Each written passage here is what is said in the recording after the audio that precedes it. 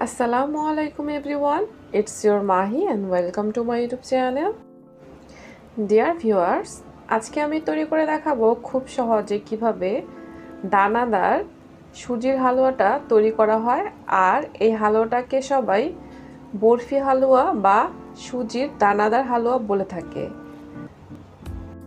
আর আমি আজকে যেভাবে হালুয়াটা তৈরি করে দেখাবো, আপনারা যে কোনো উৎসবে বা অতিথি আপ্যায়নে খুব ঝটপট তাড়াতাড়ি এটা তৈরি করে ফেলতে পারবেন। আর এটা খেতে ভীষণ মজা হয়ে থাকে। আবার সকালে নাস্তার সাথে রুটি পরোটার সাথে ভীষণ ভালো হয় এই সুজির হালুয়াটি। আর যারা আমার চ্যানেলে নতুন বন্ধু তারা অবশ্যই আমার চ্যানেলটি সাবস্ক্রাইব করে বেল আইকনটি ক্লিক করে রাখুন। চলুন তাহলে আর দেরি না করে মূল পর্বে চলে যাই। এখানে আমি হাফ কাপের মতো সয়াবিন তেল নিয়ে নিয়েছি।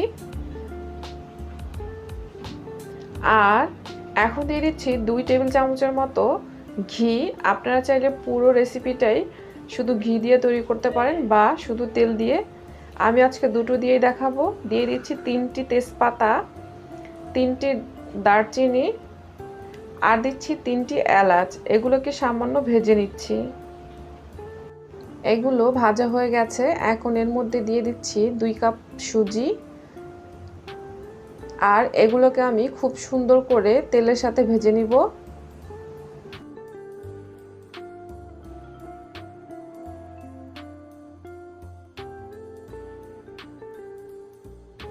সুজিগুলো ভাজতে ভাজতে এক পর্যায়ে কালারটা চেঞ্জ হয়ে আসবে, তখন বুঝে নেবেন সুজিটা ভাজা হয়ে গেছে। এই পর্যায়ে এর মধ্যে আমি দিয়ে দিব 2 টেবিল চামচের মতো দুধ, গুঁড়া দুধ। এখন আবারও কিছুক্ষণ আমি সুজিগুলোকে ভেজে নিচ্ছি। সুজিগুলো ভাজা হয়ে গেছে। এখন আমি এর মধ্যে পানি অ্যাড করছি প্রায় 6 কাপের মতো।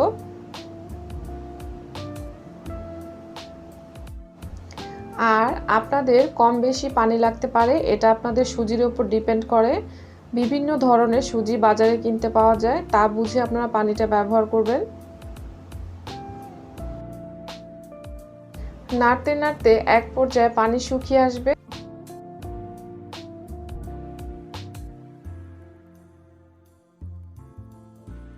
এখন এর মধ্যে দিয়ে দিচ্ছি সামান্য একটু লবণ। মিষ্টিটাকে ব্যালেন্স করার জন্য আপনারা চাইলে স্কিপ করতে পারেন। এখন এর মধ্যে দিয়ে দিচ্ছি 1.5 কাপের মতো চিনি। আপনারা আপনাদের পছন্দ অনুযায়ী চিনি বাড়িয়ে কমিয়ে নিতে পারবেন। যদি বেশি খান বেশি, আর কম খেলে কম দিতে পারবেন। চিনি থেকে পানি ছেড়েছে আর এখন বোঝা যাচ্ছে কতটা দানাদার আর সুন্দর এই হালুয়াটা তৈরি হয়েছে। আপনারা নিশ্চয়ই দেখে বুঝতে পারছেন যে কতটা দানাদার হয়েছে। এখন হালুয়াটাকে আমি খুব ভালোভাবে শুকিয়ে নিচ্ছি। দেখুন, এরকম খুব ভালোভাবে নেড়ে চেড়ে শুকিয়ে নিতে হবে। আমি হালুয়াটাকে আর কিছুক্ষণ নেড়ে চেড়ে নামিয়ে ফেলবো। একটি পাত্রে আমি হালুয়াগুলোকে ঢেলে দিচ্ছি। আর এই পাত্রে আমি আগে থেকে তেল ব্রাশ করে রেখেছিলাম। আর একটি চামচের সাহায্যে আমি হালুয়াগুলোকে ছড়িয়ে দিয়েছি। আর ওপর থেকে কিছু বাদাম কুচি দিয়ে দিচ্ছি। আর এগুলোকে আমি হালকা হাতে প্রেস করে নিব। এখন একটু চাকুর সাহায্যে আমি বরফির শেপ দিয়ে নিচ্ছি, বরফির মতো করে কেটে নিচ্ছি। দেখুন কতটা সুন্দরভাবে বরফির হালুয়া কাটা হচ্ছে। আর দেখা যাচ্ছে যে কতটা দানাদার এই সুজির হালুয়াটা হয়েছে। আপনারা অবশ্যই বাসায় ট্রাই করবেন।